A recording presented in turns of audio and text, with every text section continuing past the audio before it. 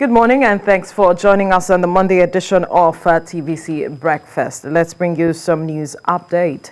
The Nigeria Center for Disease Control has reported 388 new cases of COVID-19, taking the country's total number of confirmed cases to 187,023. Lagos recorded the highest number of new cases with 166 new infections, followed by Akwa Ibom with 89 new cases, while Rivers recorded 76 new cases. So far, 168,455 people have been discharged, while 2,268 people have died from COVID-19 complications. Now, there is a growing list of countries, both in Africa and around the world, where cannabis sativa has been legalized, both growing for medical use and export to yield revenue, but Nigeria is not on that list. Daily, the Nigeria Drug Law Enforcement Agency wages a war against those who grow and sell the crop popularly called Indian hemp or weed in this part of the country. A battle the NDLEA may not be any close to winning, as Nigeria is a major source of West African-grown cannabis and ranked the world's 8th highest consumer of cannabis. Many continue to make a case for the medicinal benefits of cannabis sativa as a major basis for its legalization, but the concern for authorities and individuals is the question of abuse, especially at a time like this where Nigeria is trying so hard to handle the drug menace. Joining me to talk more on this is Dr. Samuel Adekola. He's the National Chairman Association of Community Pharmacists, but he will be speaking with us after this report. Stay with us.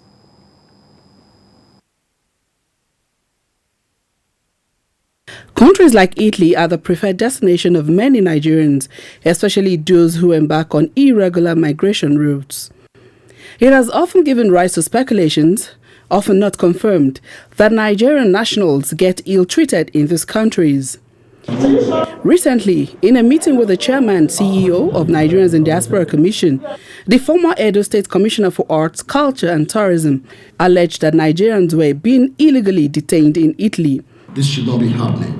This is modern-day slavery because the Italian justice system is very complex and corrupt. It was the first confirmation of what some have feared, and we made an effort to authenticate this allegation. We sought out Michael Opute, who is the welfare officer of the National Union of Nigerian Associations in Italy. He tells a different story, refuting claims that Nigerians were detained without committing crimes, and that the justice systems in Italy is tilted unfairly towards Nigerians. Some Nigerians were arrested. The moment we see a helicopter flying, and one of their wives called me, welfare officer, around 4 a.m., they are taking away my husband. What happened? What happened? He said he didn't know, they didn't see anything. The first thing I did, I went straight to the police station. Then I saw over 11 of them. They were about to take them to prison after being tried immediately, and judge just, okay, for now, let them go be remanded in the prison.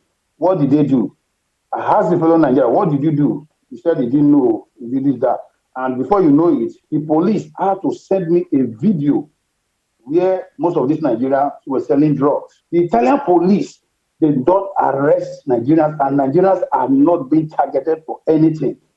If Nigerians are targeted, the first and only senator you have in the Italian parliament is in Nigeria, and you say Nigerians are being targeted.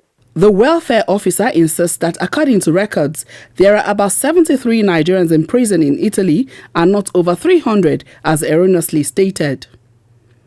Nigeria is one of the countries with the highest cases of trafficking of humans to Italy.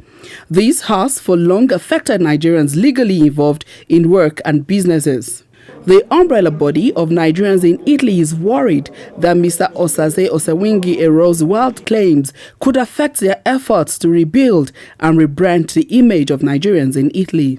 So at least, please, there was a time like 4 or 5 years ago, it was difficult for Nigerians to get a permit of stay. Why?